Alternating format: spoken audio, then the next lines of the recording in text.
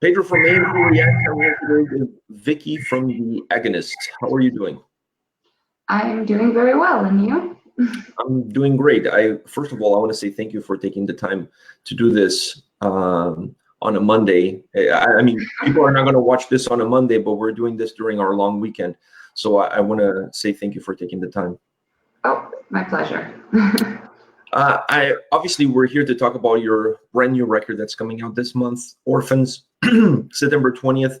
The first question perhaps is the most obvious one. Why Orphans, the name of the record?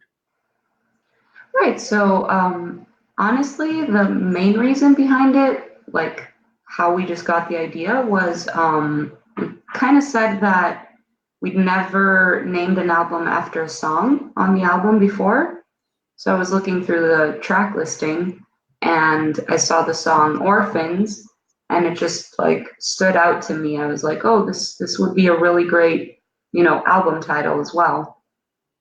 And then the reasoning behind that, there's like actually multiple reasons that kind of coincided afterwards, after we decided it. I think the main reason for me is that orphans is just such a negative word when you hear it. Like if you hear that someone's an orphan, you feel bad, you feel sorry for them or whatever. But you hear some like exceptional cases of people in the world that overcame all those difficulties growing up and became hugely successful. And it just, to me, it's one of those things where you can take something that's like negative situation and throw your own spin and turn it into something positive. And I feel like that's kind of the vibe on all the songs on the album too, that like the lyrics may be talking about something negative, but there's always a positive aspect in there somewhere. So I just felt it really represented the album. Also, perhaps a little bit of a representation of the band and how you guys feel towards the music industry. I didn't think of it that way, but another spin on it was Danny. He came to me and he's like, oh, I thought you named it because of us, because of our situation. And I'm like, what do you mean? And he's like, well, like how for this album we kind of did everything by ourselves. Like we didn't have a label when we were recording it or songwriting or anything. Like we didn't have any outside influence whatsoever. So he's like, I kind of thought you meant we're the Orphans. And I'm like, oh, no, but I guess that applies as well,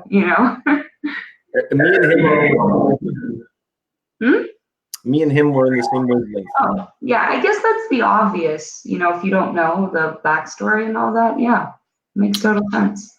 Was the creative process on this record different than the previous records that you worked on with the band?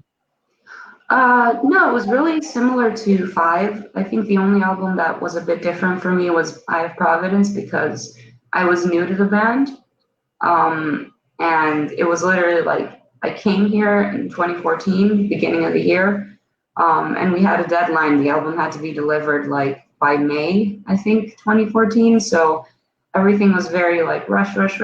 And just because I hadn't done it before, like I'd written music before, but I've never done like a 13 album songwrite, all the lyrics, all the vocal lines and stuff by myself. I did sit down a bit with Danny and Simon and Chris Kells too, and just like went over lyrics and certain like screaming patterns and stuff like that, just so that I would feel better and they could feel better about it too. But then after that album, we kind of, Danny got Cubase at home and he started, writing songs on the computer. And then he would like send those instrumentals to everyone else. And, Simon would work on his drums, Kells on his bass, Paco on his solos. And then I would, work on lyrics and vocals and stuff at home because I actually live in Chicago. So it's just the most convenient way to do it. And that's basically how we did 5 and Orphans. The reason I asked that question is because I felt that this record was very eclectic sound-wise, perhaps one of the most eclectic records that you guys have put together. I just felt listening to the album, it pulled from so many different genres. And that's why I asked you the previous question, but that leads me to the next one, which is, was that mixture of sounds and genres, was that done on purpose, or was just the way the songs kind of came together?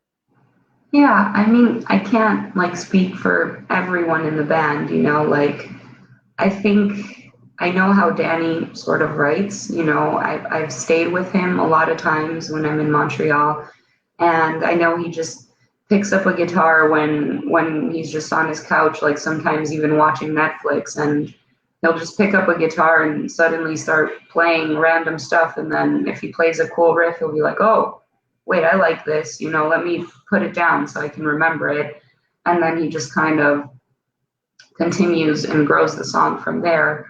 But I think it does widely depend on, the influences that he's had throughout his life, but also like the more recent ones. And I think that goes for everyone. Like if you hear this new band and you're like, super like into it and you're listening to it nonstop, that's kind of gonna go into your own music, whether you like it or not. So I think that's why the Agonist has always sort of dipped its toes into like so many different genres. But I think for this album, we didn't overthink it. We just kind of stayed true to ourselves and like let, whatever creativity can't come out, just embrace it sort of thing. And on my end, I know that I did the same thing when I got the songs from Danny. I would just listen to a song and be like, okay, what emotion am I getting from this song? And then write the lyrics according to that. I didn't try to overthink it or anything like that. It's funny you say that, because when I was listening to the record, I felt that you guys got together and said, forget about genres, forget about styles, let's just put together the best possibly sounding record that we can, and that's what Orphans is about. Do you agree with that? That's awesome. Like I think so. I think it's definitely my favorite album, and I think a lot of people inside the band and outside the band are going to be saying that it's the best album we've ever done. But it's really cool to hear that, because it wasn't, I'm sure everyone in their head was saying like, we got to make our best album ever, now, but we didn't collectively sit down and say that and bounce ideas in person. We just kind of each did our own thing, and it all came together. One of the things that sometimes worries me in records is that, specifically with this record, because it's so dynamic, it's so fluid, so explosive at times, both musically and vocally. Sometimes my fear is always going into a record that's this diverse, this eclectic, is that there's a disconnect from track to track, and you don't feel like you have a complete album. You feel like you have like a greatest hit. With this album, I didn't feel that way. Even though the songs were very different, they had different structure, they had different approaches. There were a few components that, while different, held the record together. One being your vocals, the drums, and the explosiveness that the guitars had. When you're putting a structure of the record together, you already have the songs, now you're putting the album together. Is there an effort in order to make the record feel concise and together and not feel disconnected from track to track? Did you guys take effort in ensuring that the record comes out that way to the listener? I mean, that is definitely something that's always on our minds, especially when we write some songs that are a little bit outside the box, like Orphans, for instance, is a very different sounding song, or then there's songs that were not written by Danny, like Blood is My Guide was written by Simon, and The Killing Eye was written by Paco. So you can definitely hear a bit of a difference in like the guitar and the songwriting. It's like if you're really focused, you'll be like, oh, it doesn't sound like the typical Agonist songs, and that's why. But I think sound is a big part in it, like the album has to all sound the same, and that's like wildly, like hugely up to the producer. And like you said, it's just like the the vocals and the lyrics sometimes just like bring it in and tie it together. But it's definitely something that like we are sort of worried about, but not worried about at the same time, because we always love doing different sounding things. Like we never want to do an album where like all 10 songs sound the same. And I think a lot of thought goes into the track listing, like what song comes after what song, to make it sound, like you said, one thing, and that it flows and all that, you know, because you could have the exact same songs and put them in a completely different order and it just won't work. Yeah, you end up with a completely different sounding record. Exactly. It's been 3 years since 5 was released. Your vocals on this record felt very different to me. They felt way more balanced. You had a different approach to your vocal delivery. Your range is on completely full display. I mean, there's a song we're going to talk about later, which is Mr. Cold, but you know, your vocals are on full display on this record. Have you been working on your vocals since 5 has been released all the way up till now? Because I felt like your vocals were at a different level on this record. Well, thank you, first of all. I never, ever stopped working on my vocals. Like, ever since I started singing, I have this, like, sort of thing in my head that, like, I'm a perfectionist. And even if I do something I'm, you know, in the moment really proud of, I'll go back and I'll listen to it, like, a week later, a month later, and, you know, I'll always be like, oh, you can do better. You can always do better. And I already feel like that about Orphans. Like, I know it's new for, you know, everyone else, but it's been like a year since I recorded that album. So I'm already in my head like, oh, if I did this today, it would sound even better, you know. But yeah, I think it's just my curiosity as to how different styles of vocals are done, you know. So every time I hear something new or something really impressive, I'll be like, wow, like, how's this person doing this? And like, I really want to learn how to do it with my voice, and be the fact that like, I feel like I could always be better as a vocalist. And I wouldn't say like that I put more effort in that from 5 to Orphans. I think it just, that was the time period where certain things clicked in my head, versus, let's say, other times in my life in the past where it might have taken me a bit longer to get from A to B. Let's say it just happened faster in between these two albums. Well, I mentioned the music on the album being eclectic, but your vocal range is absolutely magnificent on this album. Do you feel that allowed certain songs to work a lot better? Like I want to go into Mr. Cold a little bit, you know, down the road, but a song like that, for example, did it work better on this record because of your vocal range and where you are currently than perhaps would have worked on 5 if that song had been released on 5? Do you think that way?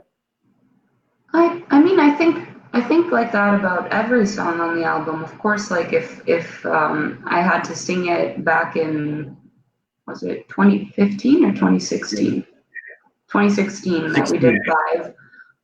Of course it would sound different. Maybe certain stuff would sound exactly the same because there's only a certain level of growth in your voice. Like let's say all the soft vocals that I have on the album, I've been doing that for years. It hasn't really changed. So even if I did that like 5 years ago, it probably would have sounded the same.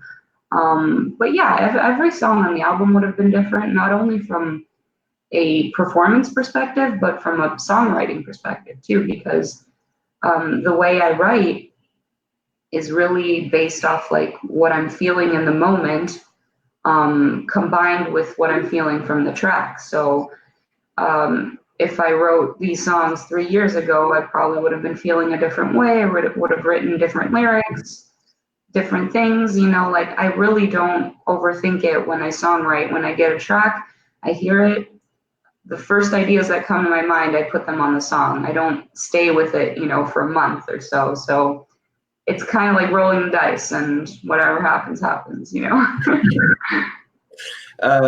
Two of my favorite songs on this record is Mr. Cold and Blood as My Guide. Those are, I mean, I love every track, but those two specifically really had something different that that really spoke to me immediately the first time I went through the album. We already talked a little bit about Mr. Cold, but can you give us a little bit of behind the scenes of that track? Because I just feel like if there's one song that you could use as a calling card of what this album is about vocally, is Mr. Cold. It's just really dynamic. It has a lot of moving pieces. How was the behind the scenes of putting that song together? It's really interesting. Like, I've done a couple interviews till now, and it's really weird that like everyone has a different favorite almost. So you're the first person to actually bring up Mr. Cold as their favorite song, you know.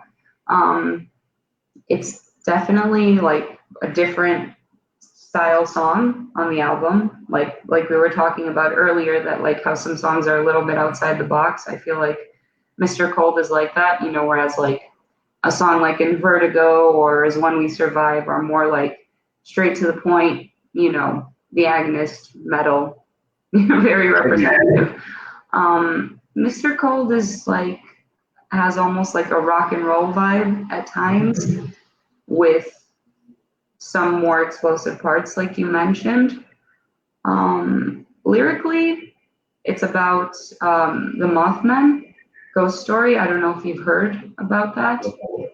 So it's just this ghost sighting that happened back in the 60s. I feel like it was in Vermont or something.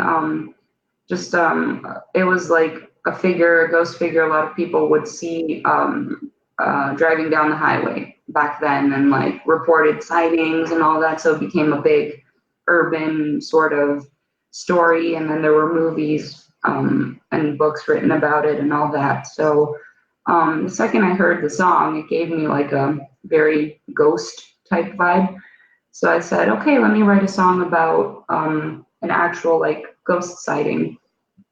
So the first half of the song talks about that, and then the second half I just kind of flip the switch and talk about how like back in the 60s and 70s, you know, like there were ghost sightings all over the place, and like supernatural phenomena, and people just like, you know, having a lot to say about it, or claiming that they saw ghosts or living with ghosts or all that. And then fast forward to 2019, it's like, it's not really happening anymore. Like maybe here and there, but not this big thing. Like I know I have stories from my dad and my grandparents and all that of like ghosts that they saw when they were kids, and like I didn't see anything as a kid, you know. So I felt like it could be cool to write a song about that, and lyrically that's what it's about. And then like vocally, it's just part by part, you know. Like if there's a soft part, I put in more like eerie lyrics combined with soft singing, and then if there's an explosive part, it's just like dynamic singing with like something in the lyrics being a bit more commanding and to the point, and you know, just make sure every part of the vocals matches the intensity of the music.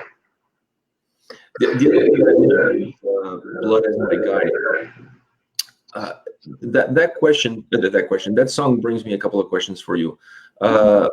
First is you sing in Greek in that song, and that song to me has a Leonidas 300 vibe to it. It has a battle hymn vibe to it. Like, I mean, if Leonidas and his 300 men were working out in the gym, that's perhaps the track that they would be playing. So was the feel of the song, that battle hymn, almost a Monomarthian feel of the song, is that what drove you into using Greek vocals into that song? Well, yes and no. So the way this song was written, when I first got the instrumental, that Greek section riff didn't even exist. So it was exactly as it is, you know, verse, chorus, bridge thing, chorus, and that's where the song ended.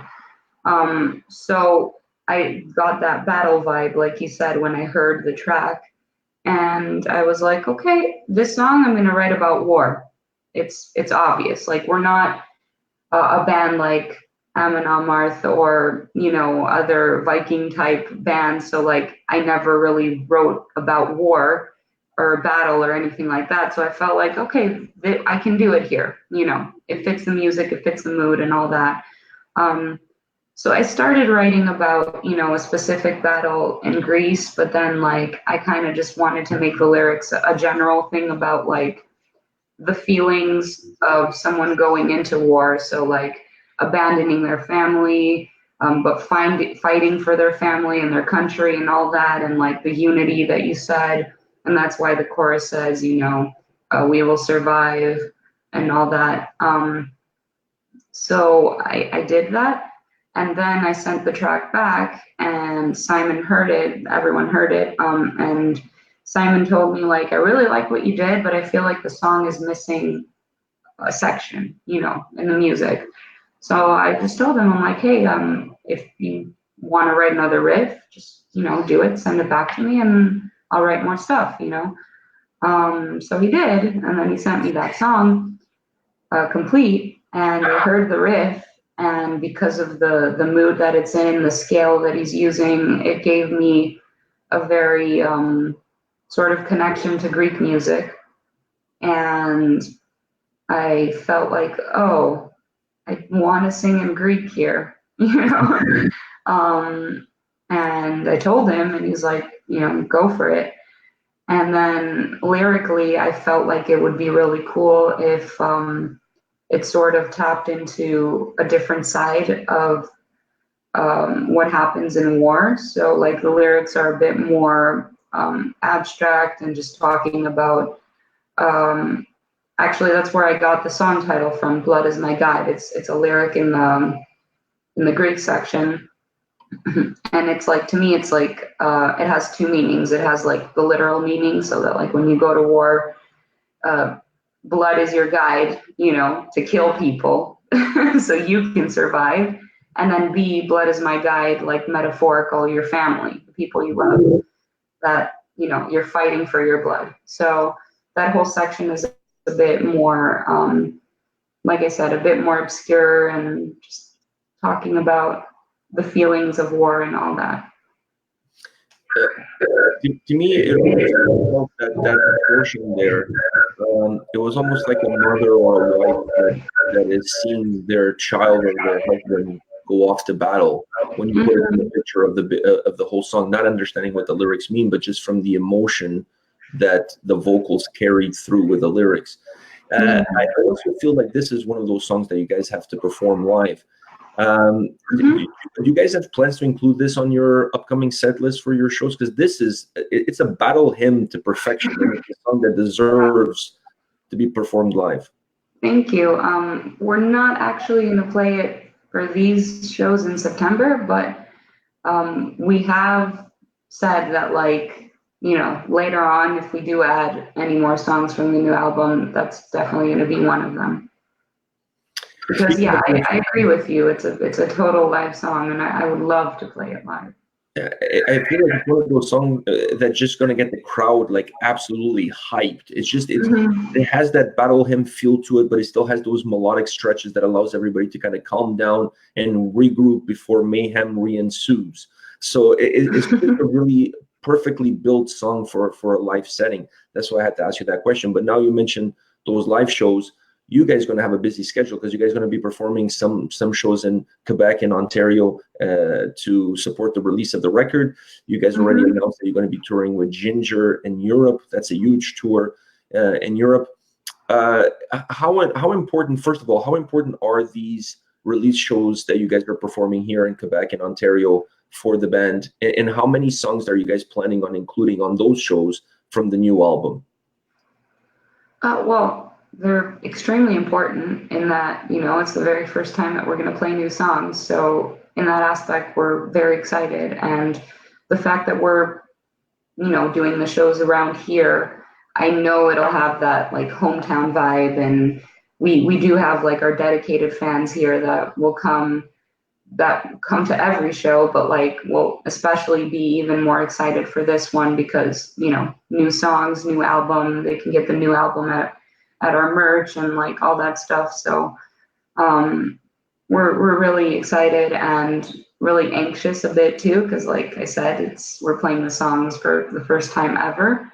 And I think we're playing 5 songs from the new album. So half of the new album, basically. That's pretty good. Yeah. Any plans for a Canadian tour or a North American tour down the line in support of this new release? Yeah, so we don't have anything like solidified yet, but there have been talks about doing something potentially in spring 2020. So we're in talks about some tours right now, and nothing's booked yet, but I'm pretty sure it's going to happen. This takes me to my last question, Vicky. First of all, I want to say thank you for your time today and answering all my questions. But I have one last question for you. If you had to define this record with one word and one word only, what would that word be? Wow. One word. See, that's really hard because like I can think of certain words that define aspects of it, but I mean, can I just say the Agonist? That's good to me.